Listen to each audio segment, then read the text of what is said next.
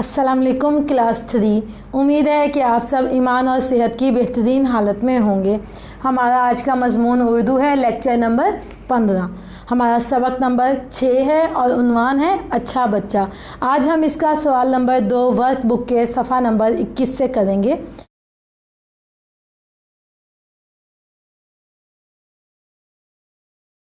Workbook के सफ़ा number 21 पे हमें सवाल दिया हुआ है, ख़त कशीदा अल्फाज के मायने लिख के जुमला दोबारा लिखें। बेटा आपको इन जुमलों के अंदर जो है एक एक लफ्ज़ ख़त कशीदा दिया हुआ है। आपने इस ख़त कशीदा लफ्ज़ का जो है मतलब लिखना है और फिर जुमला दोबारा से लिखना है। मैंने आपके पास मतलब यहाँ लिख दिया है और जो जुमला लिखना है वो आपने ख़ुद लिखना है। ठीक है, अब आगे देखें। पहला जुमला है, साजिद से सब नाला रहते थे। नाला का मतलब होता है नाराज़ रहना। ठीक है, साजिद से सब नाराज़ रहते थे। दूसरा जुमला है, वो अक्सर ढींगा मुश्ती करता था। ढींगा मुश्ती का मतलब होता है लड़ाई झगड़ा। ठीक है, वो अक्सर लड़ाई झगड़ा करता था। तीसरा जुमला है, इसके चचा बैरून मुल्क मुकीम थे। मुकीम का मतलब होता है रहना या रिहाइश पजीर होना। ठीक है, इसके चचा बैरून मुल्क रहते थे। हमारे पास नंबर 4 है, सब साजिद के लिए फ़िक्रमंद रहते थे। फ़िक्रमंद का मतलब होता है परेशान रहना। सब साजिद के लिए परेशान रहते थे। पांचवा जुमला है, आखिर साजिद ने अपना वादा निभाया। निभाया का मतलब होता है पूरा करना या मुकम्मल करना। आखिर साजिद ने अपना वादा पूरा किया। जी क्लास, अभी हमने सवाल नंबर 2 किया था। सवाल नंबर 2 में हमें ख़त कशीदा अल्फाज दिए हुए थे जिनके मायने लिख के हमने दोबारा से जुमला लिखना था। अब मैं आपको उन ख़त कशीदा अल्फाज की एक छोटी सी सरगर्मी करवाऊंगी। इस सरगर्मी में मैं उन ख़त कशीदा अल्फाज के 2 मायने आपको बताऊंगी, जिसमें से एक मायना सही होगा और एक मायना गलत होगा। आपको सही मायने की निशानदही करनी है ताकि आप उन अल्फाज को सही से पहचान सकें। ठीक है, अब हमारे पास पहला लफ्ज़ है नाला। इसका मायना है नाराज़ खुश। अब आप मुझे इसका सही मायना बताएं कि इसका सही मायना क्या होगा। जी बेटा, इसका सही मायना है नाराज़। अब हमारे पास दूसरा लफ्ज़ है धींगा मिश्ती। धींगा मिश्ती, इसके 2 मायने आ रहे हैं, लड़ाई झगड़ा, सुलह करना। बेटा आप इसके सही मायने को पहचानते हैं और आपको याद होगा इसका सही मायना। जी मुझे इसका सही मायना बताएं कि इसका सही मायना क्या है। जी बेटा, इसका सही मायना है लड़ाई झगड़ा। अब हमारे पास तीसरा लफ्ज़ आ रहा है। तीसरा लफ्ज़ है मुकीम।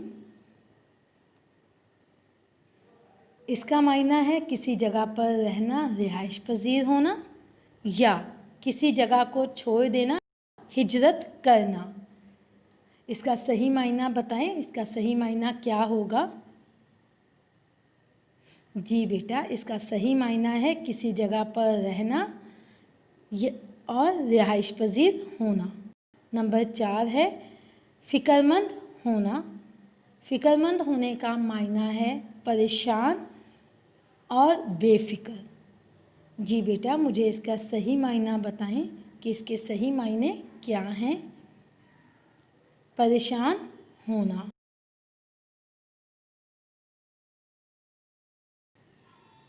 लफ्ज़ नंबर 5 है निभाया। निभाया के 2 मायने आ रहे हैं, पूरा किया, अधूरा छोड़ देना। ठीक है, अब आप इसका मुझे सही मायना बताएं कि इसका सही मायना क्या होगा। जी बेटा, इसका सही मायना है पूरा किया। हमारे पास अब सवाल नंबर 3 है। सवाल नंबर 3 हमारी वर्कबुक के सफ़ा नंबर 22 पे दिया हुआ है।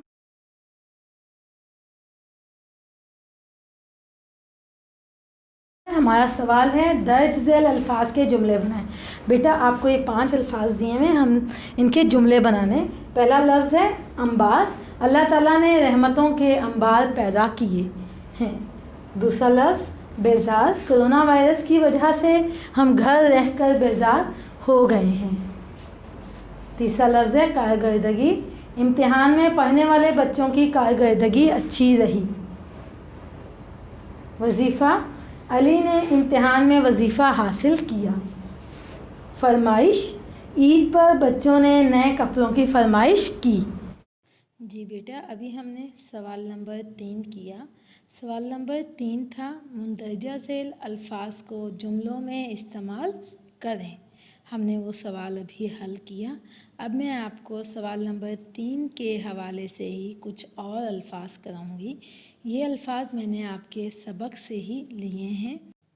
इन अल्फाज के मैं आपको जुमले बनाना सिखाऊंगी ताकि आपको जुमले बनाने में और ज़्यादा तजर्बा हो सके, ताकि आप किसी भी लफ्ज़ का आसानी के साथ जुमला बना सकें।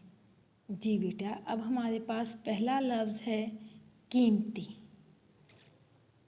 जी, हमें अपने कीमती वक्त की हिफाजत करनी चाहिए। जी बेटा, अब दूसरा लफ्ज़ है बैरूने मुल्क। लोग बैरूने मुल्क आला तालीम और रोज़गार के लिए मुकीम हैं। बेटा, अब हमारे पास तीसरा लफ्ज़ है रमज़ानुल मुबारक। जुमला बनाएं इसका। रमज़ानुल मुबारक की आमद के साथ लोगों में इबादत का जोश व जज्बा पैदा हो जाता है। अब हमारे पास नया लफ्ज़ है कहानियाँ। इसका जुमला बनाएं। हमें सबक आमोज़ कहानियाँ पढ़नी चाहिए। इसके बाद नया और आखिरी लफ्ज़ है कायदे आज़म। कायदे आज़म पाकिस्तान के पहले गवर्नर जनरल थे।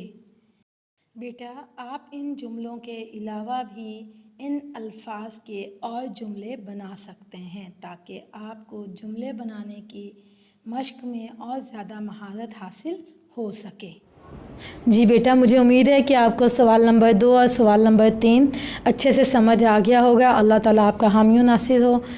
जज़ाकल्लाह। अल्लाह हाफिज़।